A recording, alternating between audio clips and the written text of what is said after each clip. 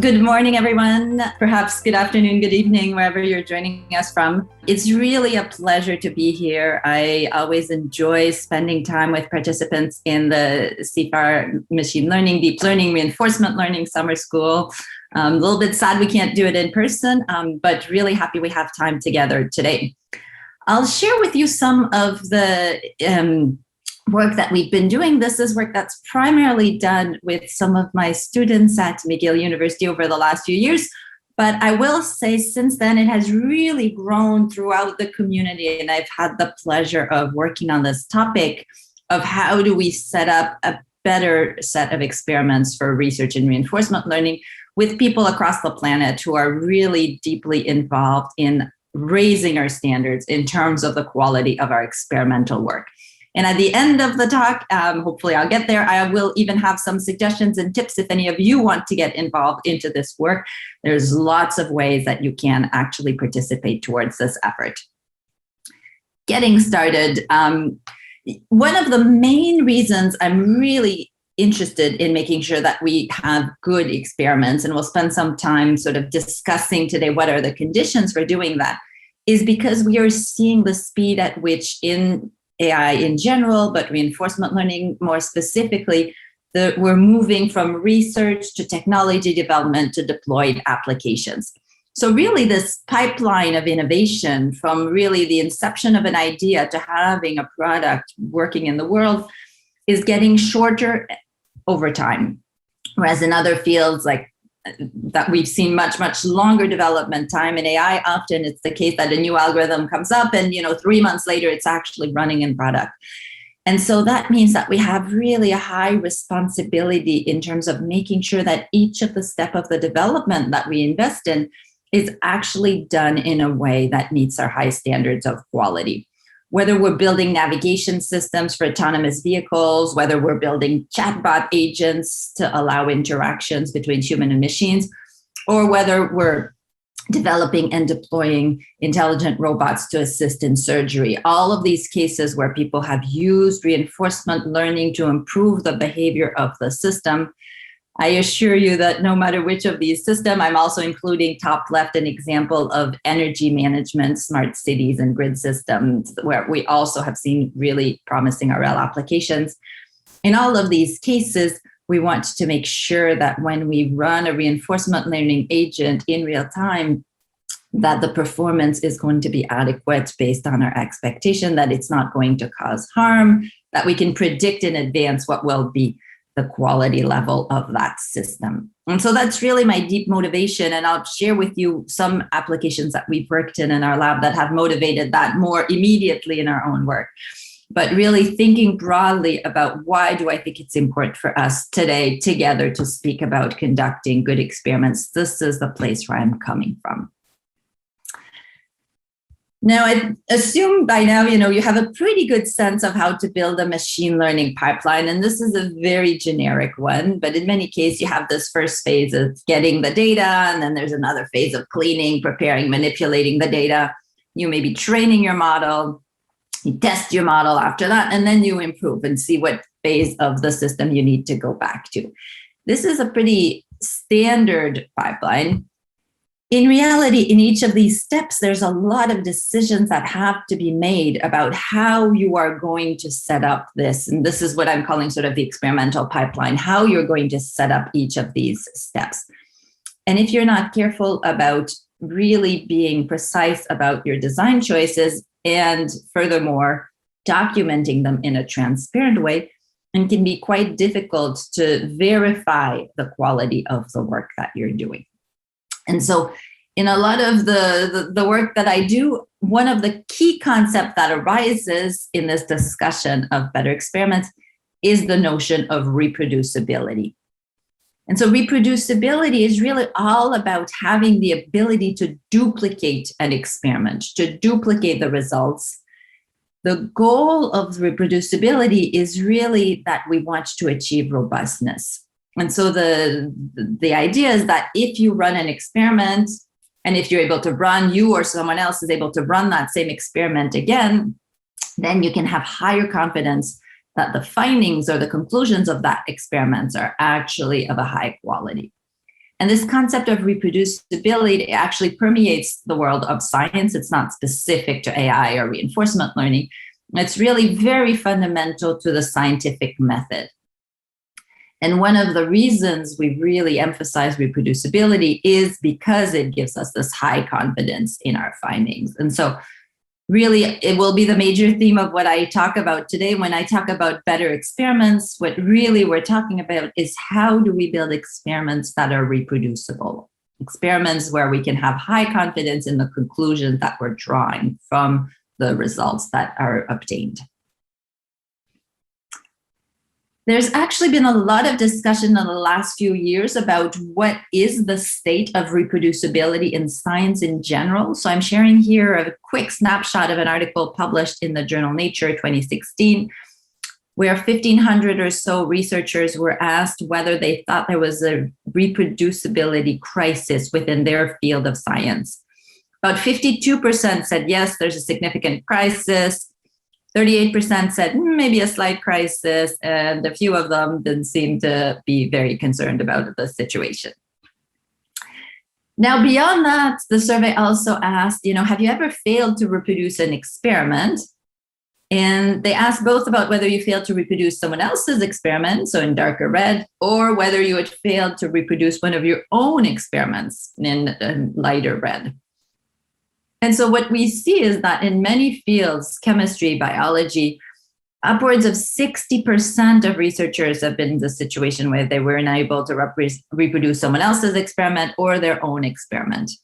The computer science isn't really detailed there. We'll dig more into it today.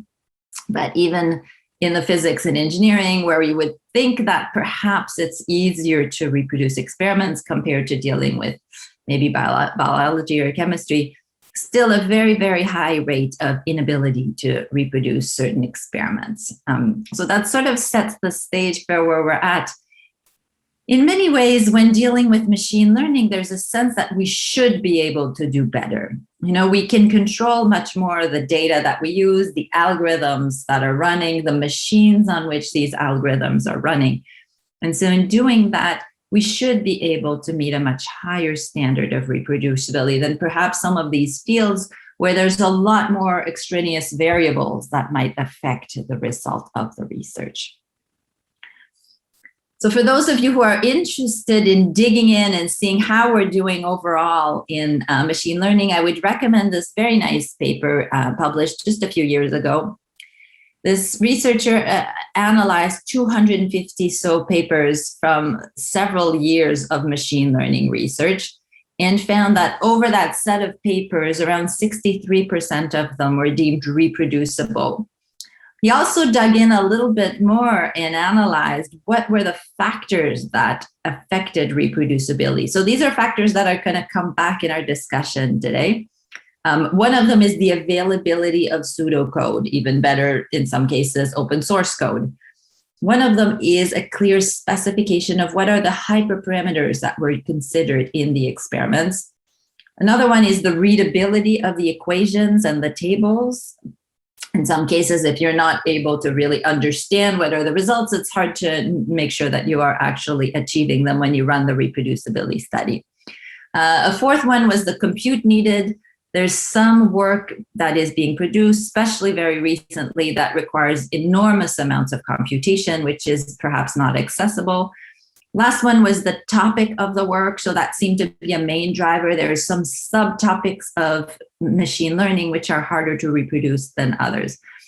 The last point, which I didn't highlight here, but also comes through if you look at some of the p-values, which indicate the significance of a particular feature in reproducibility, is the conversation with the authors. So the ability to go back and forth with the author to have more detail about their experiment turned out to be a determining factor in the ability to reproduce experiments.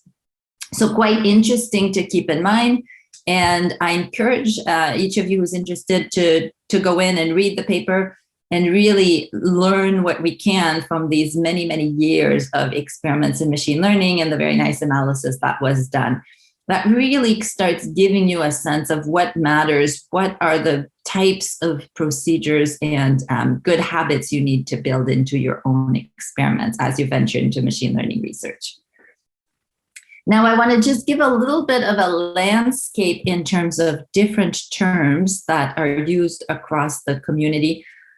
I will say with a bit of a caveat that these terms are not used always in the same way across disciplines. I'm basing this by a report that the NSF, National Science Foundation in the US, has issued recently about the notion of reproducibility, trying to crystallize the definition of these terms. So that's the one I'm adopting today, but I will just warn you if you're digging into this literature that there has been some inconsistencies in how that's used in the literature.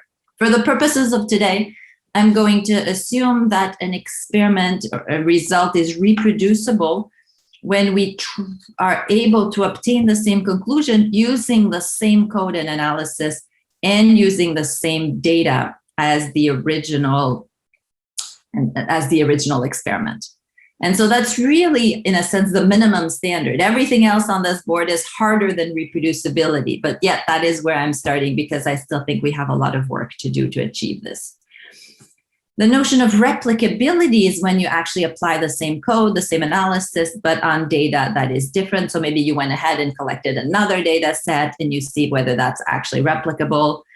The notion of robustness is when you might use the same data, but you might have some changes in terms of the code or the analysis. So someone has maybe gone from pseudocode to a new implementation of the algorithm. And finally, the lower right corner is really what we're aiming for in the long term, right? Is to have generalizable results. So if you re-implement the method, redo the analysis using other data, that you still get the same result. That's really this notion of generalization that we aim for. That's the long-term goal. But for today, I will talk mostly about reproducibility as being one step towards that longer-term goal. Most of my work, of course, is in the field of reinforcement learning. From what I understand, you already had a day of amazing lectures on reinforcement learning yesterday. So I'm not going to get back into the basics, but just to ground us, this is really the setting in which most of my work has been done. And that setting has had really impressive success in games. That's where we've seen it shine and it's made the headlines. But it's useful to remember that beyond those games where reinforcement learning has had some sort of very visible success, there's a long list of potential real-world applications where reinforcement learning could really be a game changer in our ability to develop some high-quality technology. I mentioned a few of them in the opening of the talk, but there's actually a much, much longer list that is under investigation, including some assistive robotic devices, including some personalized tutoring system, forest fire management, and on and on.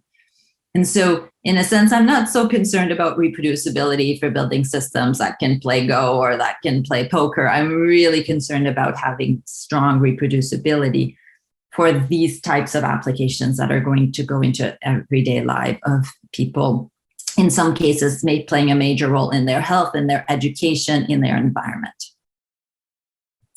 Let me take a pause there before digging in if there's some questions about some of the basic concepts, and then I'll launch into the next piece. Do we have any questions, Liam?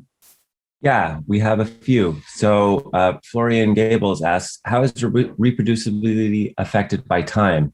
I expect older papers tend to be more famous papers and thus are more likely to be reproducible. Also, in the last 20 years, the ML field got away from more competitive, causing more bad actors.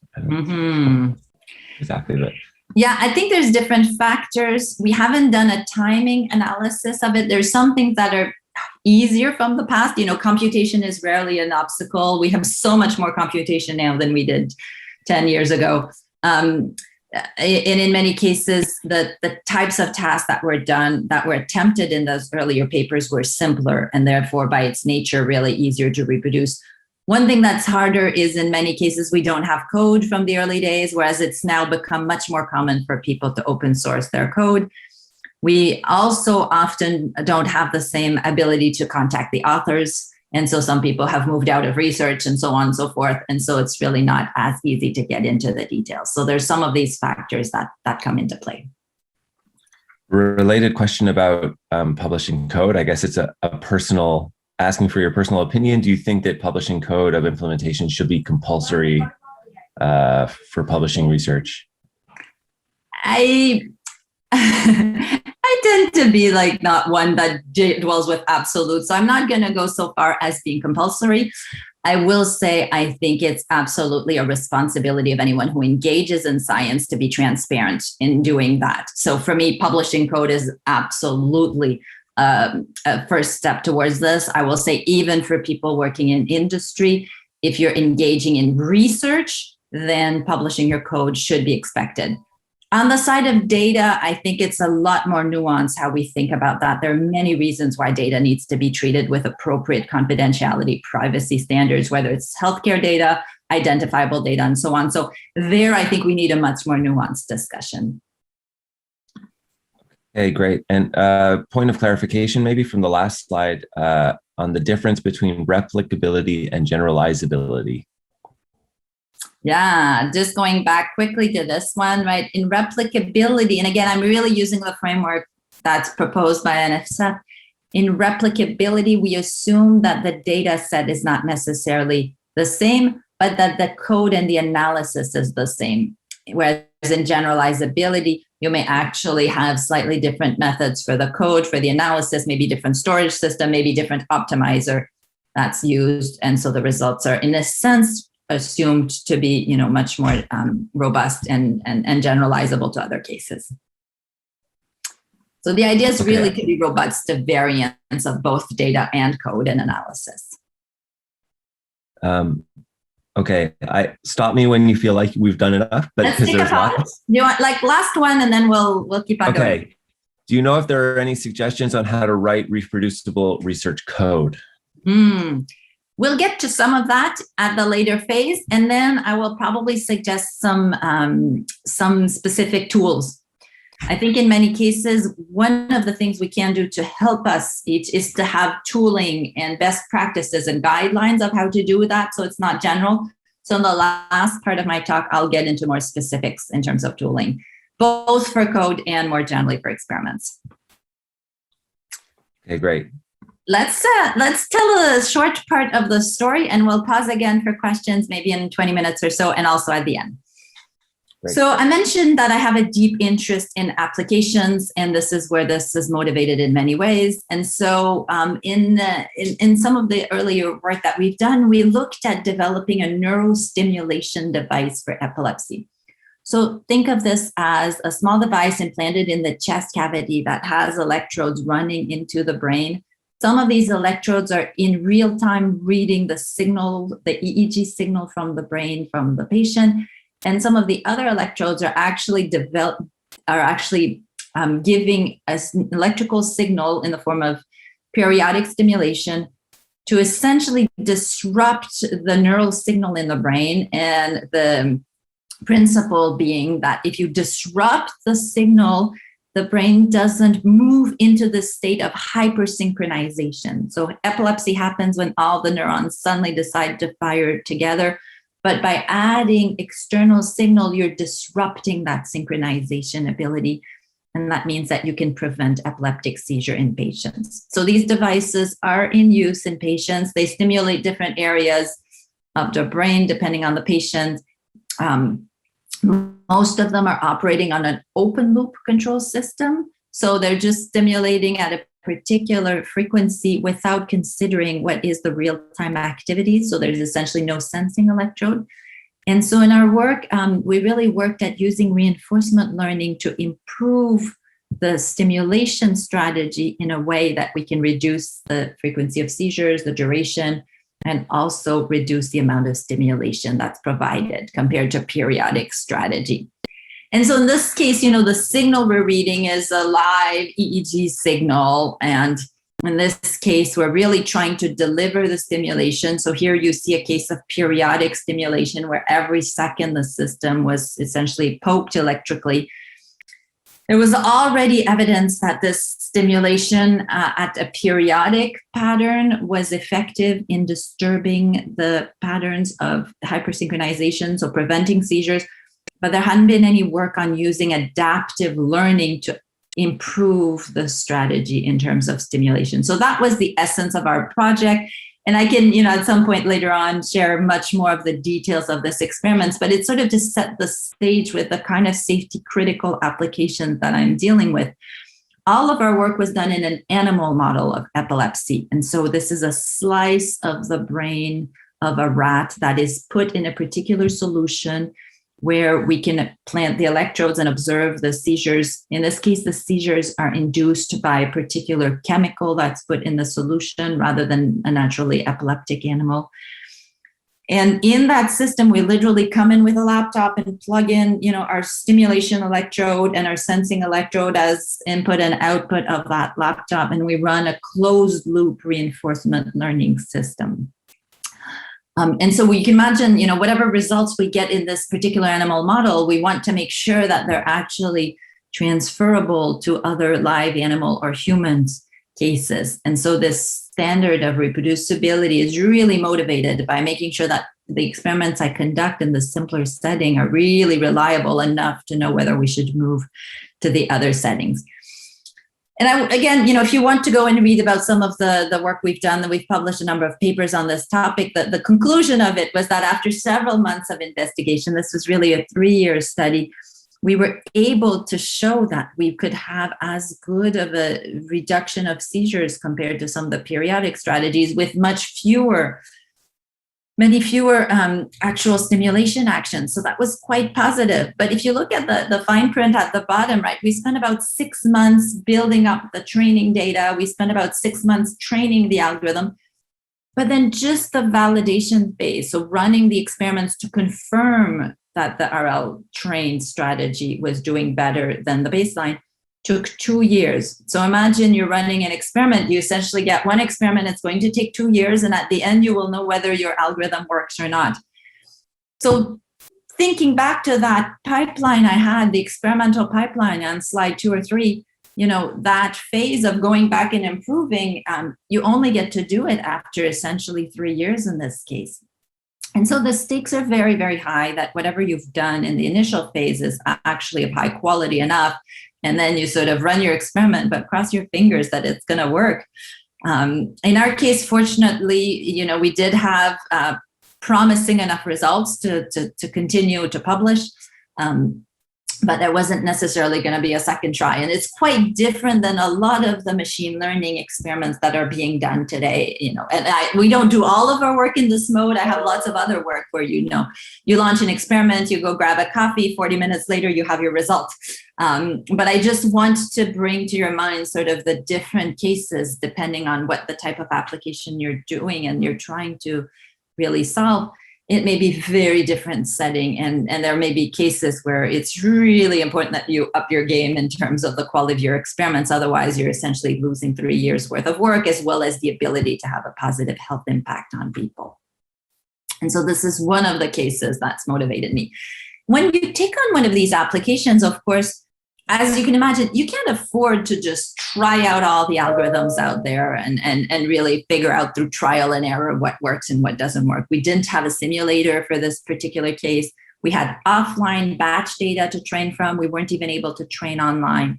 And so there's a lot of constraints that are imposed by the setting in which you work. And so we looked at the literature, the set of papers that were available to try to pick the method that we thought was the most promising one. And as you can see, there's a huge number of papers published every year on RL. And if each of these papers doesn't adopt a really good methodology, no matter how good I am in setting up my own work, if each of these papers on which I'm basing my work doesn't use as good of a methodology, I'm a little bit stuck because I have to redo all of their experiments before even knowing how to set up my own experiment.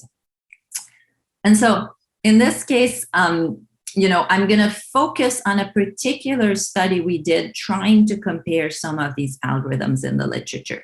This is a little bit separate from the epilepsy case. We did do this in simulation, but we were really trying to dig into this question a little bit similar to the article from Edward Graff earlier, but in a much more restrictive setting of policy search methods for RL. What was the quality of reproducibility of these methods? And so we picked 4 algorithms listed here. And the reason we picked them, frankly, is because they were used often as baseline across the literature. So over and over again, we come with people presenting new methods for RL, but they were comparing their new methods to one or a few of these existing papers. So they'd become really a reference set for the field. And we wanted to know, are they a good reference set? If your baselines aren't the right one, whatever you compare to it, it's going to be hard to draw the right conclusions. And we had a suspicion that perhaps the way people were using these algorithms wasn't the right way in terms of establishing reproducible results. So let me tell you a little bit what happened when we did this. We considered the 4 algorithms, and this is not in any way a critique necessarily of these 4 algorithms. It's really trying to dig into this question of how to run good experiments. And so I'm not necessarily going to tell you which is better or not. Don't base your own analysis on this. But we consider this cheetah domain. It's a classic of the Mojoko literature. You essentially have a simplified animated agent learning to run. So what you're seeing on this short video is what happens when you're successful in training your half cheetah in learning how to run. We applied the 4 algorithms. As you can see, algorithm red turned out to be better than the other 3. We then moved to other cases. There's a hopper and there's a swimmer, and they're all using the same kind of physics and observation. And when we moved to these other ones, we found that in Hopper, the blue algorithm, which had been worse for cheetah, was actually the best. When we moved to swimmer, blue was doing really well again, but in that case was really unstable. And you see that by the very, very large error bands that are shown, whereas red was essentially unable to learn. So this is a little bit troubling because those 3 environments are actually operating on very similar dynamics. And so anything I want to conclude from this and take to doing a project such as my epilepsy neurostimulation system, it's very hard to do when even comparing across 3 very, very similar environments, you get very different results. So we started digging in a little bit to understand what was behind this really high variance between the results. We thought maybe we were not getting the right code. So, one of the reasons we picked these is also because there was a lot of open source implementation. We had grabbed one that was perhaps the best known one. We went digging around and found lots of other repos trying to implement the same algorithm. And what we found is if you take 3 different implementations of TRPO, which should be the same algorithm, you get 3 results of this type. And so if you go back to my topology of robustness, replicability, reproducibility, and so on, you see what happens in this case where same data, different code-based implementation, and you see quickly that the results are changing. That's a little bit surprising, but it's not unique to TRPO. We ran the same thing with DDPG and had similarly very different results.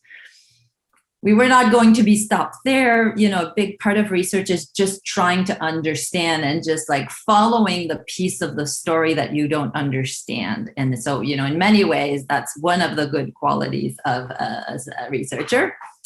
So we started digging into different reasons that might explain the variation. One of them that jumped out is the network structure. So depending how you were setting up the neural network that was representing your policy, you had very different results. We changed the number of layers, the number of nodes per layer. As you can see, lots of different results.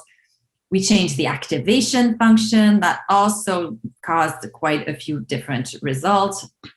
We started digging into all of these factors of variation and found out many ways they vary jointly. So we looked at the reward scale. So in some cases, people normalize the reward itself, the reward function, but then in other cases, people apply normalization at each layer of the neural network. So there's definitely an interaction between these 2 factors. Really, at the end of the day, there was such a large number of these experimental factors to consider that explained most of the variation we were seeing between these algorithms and these methods. So some of this is reassuring because we understand it's not black magic. We understand what are the pieces that are affecting this. At the same time, there's a large number of these pieces. And we also observed a bias in the way that the researchers were setting their experiment, in that the amount of work that went into finding the optimal configuration of these parameters for one's own method wasn't really the same investment that one was putting into finding the best hyperparameter for the baseline algorithm. And so I assume, many of you have read a lot of research papers in which you see, you're proposing a new method, you're comparing to a bunch of baseline methods. So really the tricky question is, are you going to be as motivated and spend as much time, computation, finding the right setting for the method that you're proposing as you are for the method that you are comparing to? So previous methods in the literature. And human behavior and psychology being what it is, there's a strong suspicion that people often don't do this in a systematic way. And while we might think that setting up a fair comparison between method A and method B is easy, same amount of data, same amount of computation, we're done. In practice, this is not what is happening in a very large number of studies.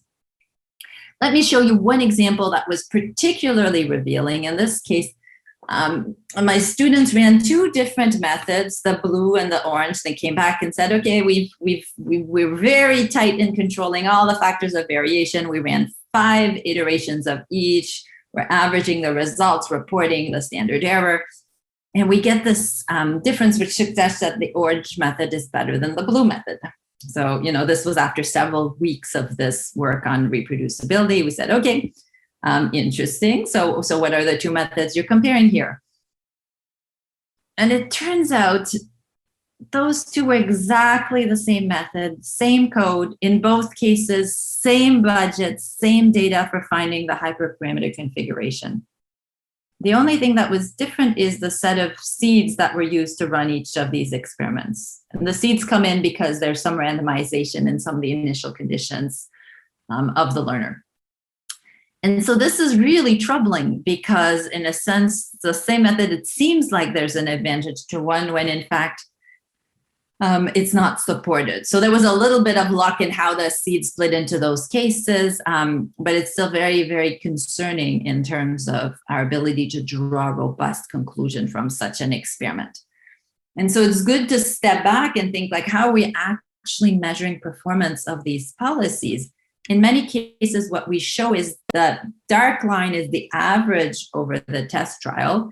And then the colored bar around it is really the confidence interval. Many cases, we look at a 95% confidence interval. The main factor that we get to pick is how many experiments do we run. And so in the example before, we had run 5 experiments of each. I asked my student, why did you pick 5 experiments? Is that the right number? Should we pick more? I said, well, we looked in the literature, and 5 seems to be like the rough number of experiments that people are running. If nothing else, seems to be the mode of the experiments at the time. This was a few years ago. And so if you look at this, there's a funny thing that's happening. This is the number of trials. 3 to 9 means some experiments, some results were done on 3 experiments, other results were done on 9 experiments. There's a funny thing that happened, that some of the papers were only reporting the top 2 or the top 3 results. So they may be running 100 experiments, but they were only going to report the top 2, top 3, top 5 results. And that kind of strategy was sort of creeping into the community. And if you go today and look at papers from this era, and sometimes maybe even papers of today in reinforcement learning, be very, very careful about how they set up this particular part of the experiment. Let me show you what happens when you only look at the top 3 results. So this is the case where I ran 10 different experiments. And let's say I have a particular baseline I want to beat. So if I run 10 experiments and I look at the results, this doesn't seem very convincing. I didn't draw the average and the confidence interval, but that doesn't seem very convincing that, we have substantial evidence that we can beat the baseline. If I just keep my 3 best experiments, this is what it looks like. So suddenly I have a very strong positive bias, and also the variance appears much smaller. So if the baseline computed properly the mean and the confidence interval over several examples, but someone comes along and they decide to just show the top 3 results, in doing so, they will have a very strong positive bias and a smaller variance, and thus their method will start to seem advantageous. And so unfortunately, there's many papers in the literature that have done this over the years. What's even more damaging is when a set of papers starts to do this, even people who are very motivated in terms of having good reproducibility, which says you use the same analysis, will use this particular analysis method because it's the same one as previous literature. And we really get into a culture of poor experimentation, even though we should not be doing this. And so the take home from this, I think, is twofold. One of them is in reinforcement learning, there are many, many sources of experimental variation. It's good to be aware of all of them and to be thorough in deciding how you're going to control for them, do it in a way that is fair for your methods. The second one is to be really thorough in how you report your results. And 2018 that were published across top conferences. And we found that even though all the papers had experiments, used neural networks, and described the hyperparameters for the new algorithms that they were proposing, in many ways on other things that we would strongly recommend that they do. So, one of them is making sure that you thoroughly document all the hyperparameters for the baseline methods, including a link to the code so that people can actually reproduce your methods, specifying how you went about choosing the hyperparameters for all the methods or algorithms in the paper, running an evaluation on a proper holdout test set, and finally, properly running significance testing to support the conclusion of your analysis. So these are all ingredients that I think are very important when reporting experiments in reinforcement learning. Also, this applies to many other fields of machine learning to keep in mind, where I think in many cases the community has fallen short, as we see by this really brief analysis. Let me pause here before I jump into a few, solutions, tools, and so on. Let's take a couple questions, and then I'll do the last bit of the talk. That is a little bit more practical. This is really raising the alarm, but I will provide you with some practical suggestions to avoid some of these pitfalls. Liam. Yeah, so there are several questions that are like, what can we do? So I will skip those for now. Pause on those. Don't cover them in the next 10 minutes. Okay, so in my experience, I've noticed a general lack of sensitivity about the different test environments and the different inherent difficulties that some environments have compared to others. Very often, articles that proposed experiments in real environments were compared to others that analyzed the effectiveness of the algorithm in small, discrete, and often non-dynamic environments. How do you think we can increase the attention of some researchers to the large amount of work required to adapting an algorithm from a toy problem to a real problem? Mm-hmm. It's really a challenge, and we've seen this over and over again. I will say that there's a relatively small number of people who are really willing to get their hands dirty and work with real world data. I hope that many, many more people would be willing to do that.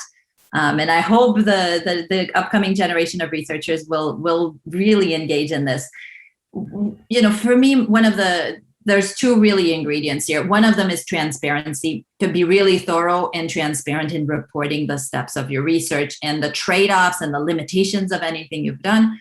And secondly, it's really entering always the work from a mindset of understanding, of inquisition, not trying to win any medals. This is not the Olympics. This is not how research is best done, but really the spirit of inquiry and of growing our knowledge together. And those two ingredients, I think if you keep that really top of mind, are the guiding lights for doing this kind of work. Great. Question from Matthew McFarlane that I think you partially answered in the last slides of your talk, but given the large variability in results for different implementations of the same baseline, does this mean we have to be skeptical of all research we read? How can we identify the papers that present results we can rely on? Yeah, you should always be skeptical. At the same time, there's only so much energy you can put on reinvestigation. I do think as a community of research, we don't spend enough time being skeptical, reproducing work, investing in testing the robustness of our knowledge versus always, there's a real, I'm not sure how to call it, but like a fetishizing of novelty that I think is damaging to the quality of the research process. And so I think we need to invest more in that. And each of us needs to carry a part of that. And I'll give some tips on that coming up in a minute. Last question, maybe, and then we'll conclude and take some of the others at the end. Okay, great. So this is a question from Pooja Surin. In social science research, reproducibility is not possible because data varies very dramatically over time. How can generalization be taken into account in these settings? Yeah, and as much as, I call for better behavior in machine learning research, I think in some of the other fields, this is much, much harder to do. And so reproducibility as strictly defined here isn't feasible, as was mentioned. But generalizability always is, right? You always have the ability to describe your approach and results in another lab to carry that study. And so in some cases, in clinical science, it's really common to do multi-center protocol across several hospitals, because we know that whichever hospital ran the study is a major factor in the results. When you do the analysis of, what are the causal factors that explain the results, the location is one. So then we set up a multi-center study. So I think there's some of this practices that can be carried to other fields to help reduce that variance. Great. Thanks. Let me jump in with a few recommendations of where we're moving as a field and as a community, and I'll take a few last questions at the end. One thing I want to recognize is machine learning systems are complex. There are several aspects to consider when building our experiments, whether it's the code, the implementation, the machines we're running on, the data, also the social systems in which we're embedding our work. And so we have to be careful of considering that. Perhaps on the more optimistic side, we have dealt with many other complex systems, and I'm pointing out two of them here because they've been an inspiration to some of the solutions we've drawn.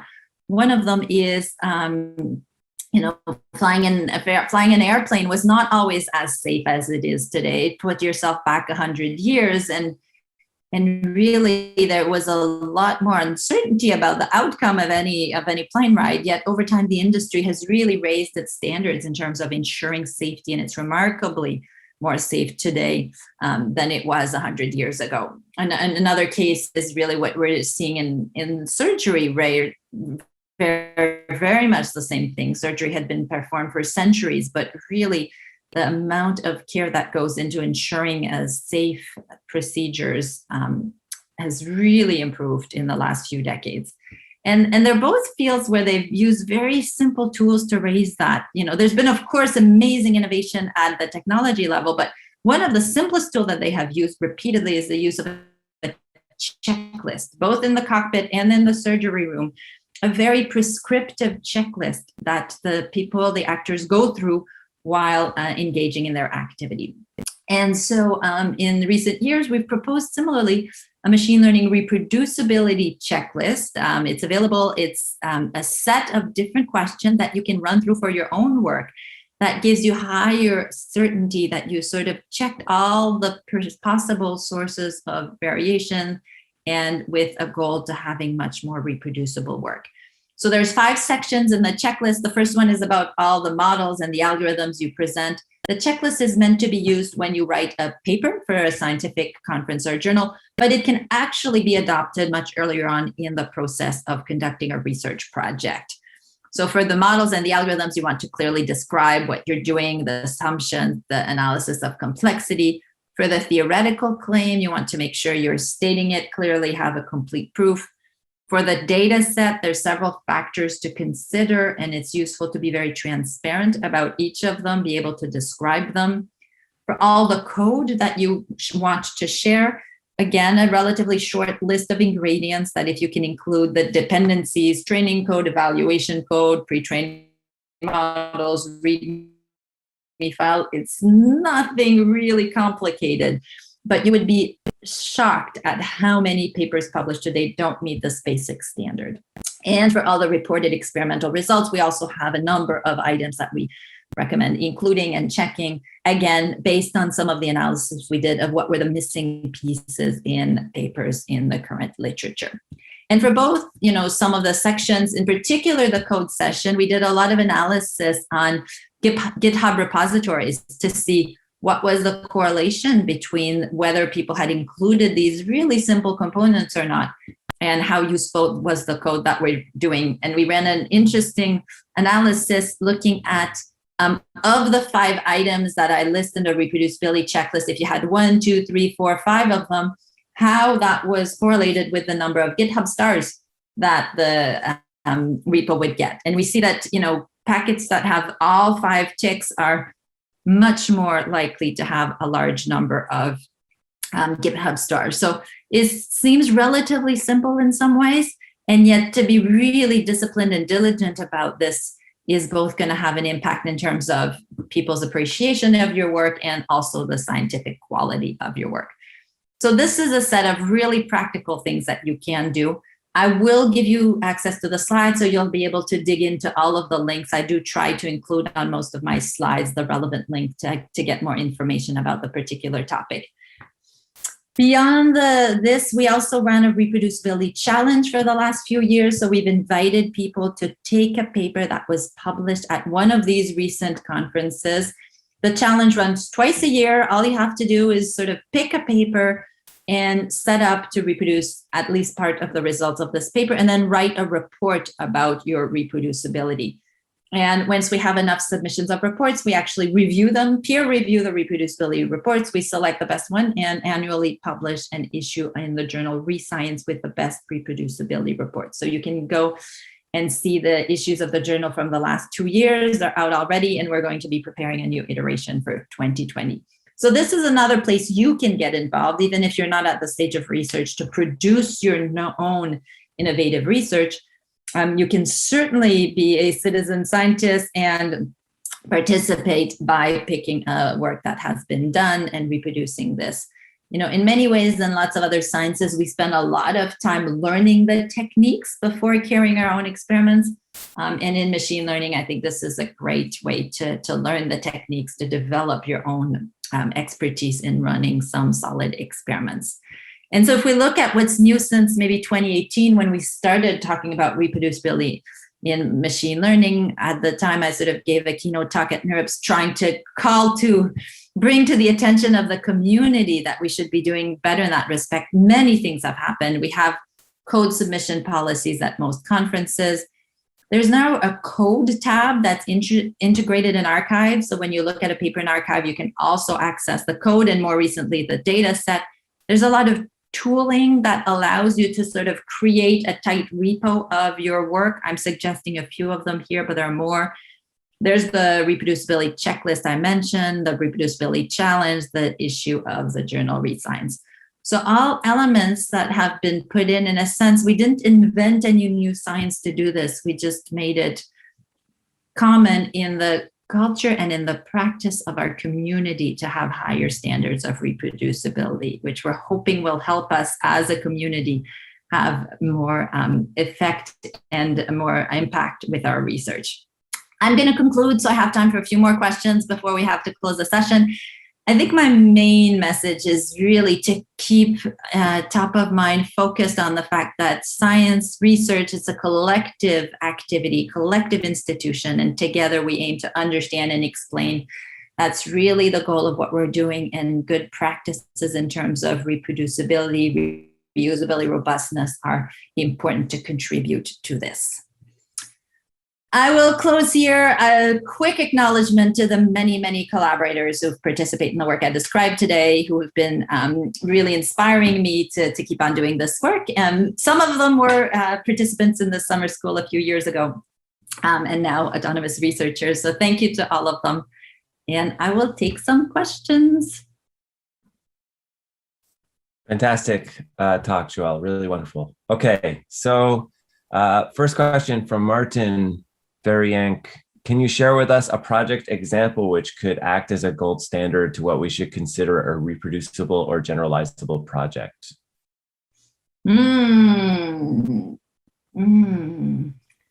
I I'd have to dig in to come up with one of them.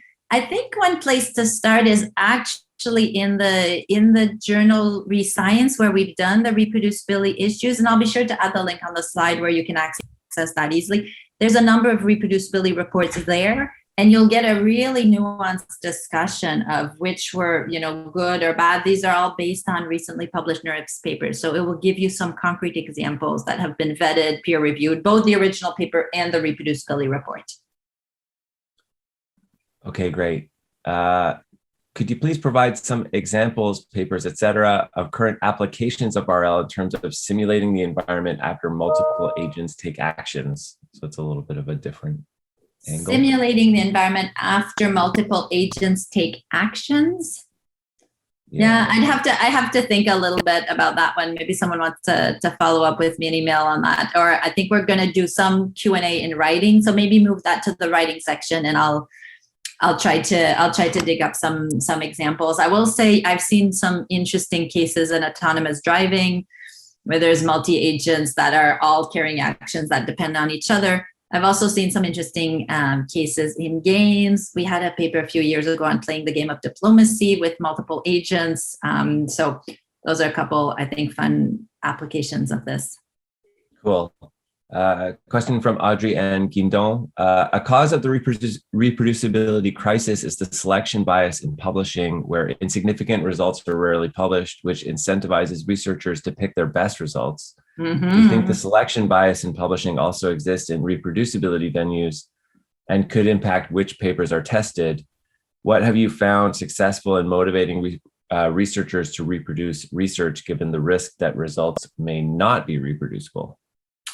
Yeah, that is definitely a strong factor. I think on reproducibility, results were a little bit more neutral because we don't have as much of a strong party of whether it's going to be reproducible or not. We're really engaging fundamentally with the question. So I think it's a little bit less of an issue. There's definitely a bias we see, for example, in the reproducibility challenge, we let people pick what paper they want to reproduce. There's definitely a selection bias there of what papers people are picking versus not. And we can't nearly cover the set of them all. I think, a conference like NeurIPS has upwards of 1,000 papers, and through the reproducibility challenge, we tackle maybe a couple hundred of them. So we're not close to coverage. One of the things we've done is really encourage this challenge to be taken on as a project in machine learning graduate courses. I think it makes a great final project for anyone out there. If all, graduate level machine learning courses would take this on as their final course project, would really make a dent in terms of that and really reduce that selection bias, which is problematic right now. Great. How do you think we can encourage researchers or organizations to enforce better standards in a systematic way, i.e. not hope the authors are well-intentioned? Yeah. Can we enforce it more in hindsight? Yeah. For the last 3 years now, NeurIPS has adopted a version of the checklist, and it's evolved a little bit through the years, but the checklist is used at these major conferences like NeurIPS, ICML, as part of the submission process. So the authors actually have to fill it out, and then it's actually visible to the reviewers. And so there's an accountability mechanism there that gets built in. This year, it was particularly clever. They built it into the LaTeX style file that the authors had to use. So it's really, changing the behavior through the structure and the tooling that's provided. I think that's one of the most effective things we can do to change this. I like this question. So very often reviewers suspect of cherry picking of RL environments because only a few are presented, while for small research centers with limited resources, those are the only ones that could be tested, while big brands have plenty of machines and can show lots of environments. How can the community be improved with common criteria for everyone? And I think balancing the the availability of compute with the requirements for reproducibility. Yeah, it's always a challenge, right? Like if you're picking the environment, you're essentially like setting the bar, and then you're showing that you can, jump over the bar. That's always a bit of a conflict of interest. And at the same time, we have to acknowledge that the resources are not always the same. I want to point out a paper that was written by by Pablo Castro and some of his colleagues at Google last year, I think it was, really showing that there's still a lot of value that can be obtained from looking at smaller domains in reinforcement learning. It's a beautiful paper that I think is worth considering, especially for people who come particularly from institutions where you have small access to data, perhaps not data, but compute. The way I always think about it when I discuss with my students, and it happens to us also, is always like, yes, it's fine to show results on a small set of domains, but are you the one who are picking the domain, or can we actually lean on picking the domains that someone else has picked? So we picked these 5 domains because these were the 5 domains that were used in this other paper. So we're not picking them ourselves, we're adopting them because someone else suggested them. So I think there you reduce the cherry picking. The other thing is, to some degree, selecting environments is perfectly acceptable if you explain what's your selection criteria. And so I think we're at a phase of maturity of our research that it's very rare that you will publish or discover an algorithm that will be better on every domain everywhere all the time, right? So if you can focus on a smaller class of domains, but you explain why for that class of domain, this type of algorithm is better, then I think that's perfectly reasonable to do. But, the cherry picking is not. Great. I also like this question. So it's hardest not to fool ourselves. What questions can we ask? What tests can we run to prevent human nature, especially for someone newer to research? It's very hard, right? Richard Feynman has a beautiful quote of that, which I sometimes use in some of my talks about, you don't want to fool anyone, but, the easiest person to fool is yourself, something to that effect. Yeah, to me, that goes back to the mindset. It goes back to a mindset of inquiry and an understanding, and it goes back to a strong commitment to transparency in really finding that that is what drives us as researchers. Otherwise, we're sort of in the wrong field. One thing I didn't say is all the work that we did on reproducibility that I shared today, the comparison of the results, the not doing the top 3 picks and so on, all of that came about in our lab not because we set out to do this at all. We were trying to produce the standard paper where we had a new method that was better than all these other methods. And yet it wasn't. And as we started digging into why it wasn't, this is where we discovered all these really odd things that other people were doing. And so at that point, we sort of pivoted and decided this was the more interesting story. It was no longer a story about showing our algorithm was more interesting. It was much more the story about what were some of the practices. So sometimes, keeping an open mind about what is the interesting part of the research story that you are apt to tell at a particular time point in our field is something that you should follow. It's harder. Publishing a paper with negative results is awesome, but it's harder. So, really solicit all the advice and the support you can get from experts and colleagues. Lean into that collective wisdom to do that kind of work. It's really rewarding when you do it well. Yeah, it's a great example of following your, I guess, scientific and intellectual curiosity. And now look at how much impact this work has had, which probably, I don't know how great the method that you were thinking of publishing was, but certainly the impact of this work has been huge. Yeah. I think we should probably close it there. We're 2 minutes over. Thank you so much, Joelle, for the excellent talk. Very thought-provoking and wonderful as always. And so with that, I'll close this first session of the day. And we'll look forward to seeing everybody later on in the further lectures and in the career fair and everything else. Thanks again. Thank you. Thanks, Liam. Thanks, everyone. Bye-bye.